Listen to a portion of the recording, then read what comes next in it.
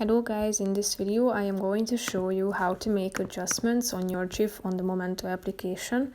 But first I just want to mention, don't forget to subscribe to my channel because at 10,000 subscribers I am going to show you my whole YouTube revenue statistics and growth strategy, how to make money online. So let's jump into it. First of all, open the application on your phone.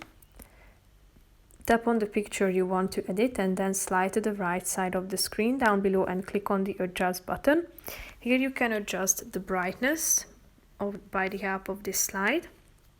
Then you can adjust the contrast, the highlights, the shadows, saturation, the temperature, tint, and you can also sharpen your picture by the help of this slide. So after selecting all these adjustments, click on the done button down below in the right side corner of the screen and tap on the save button to save your GIF.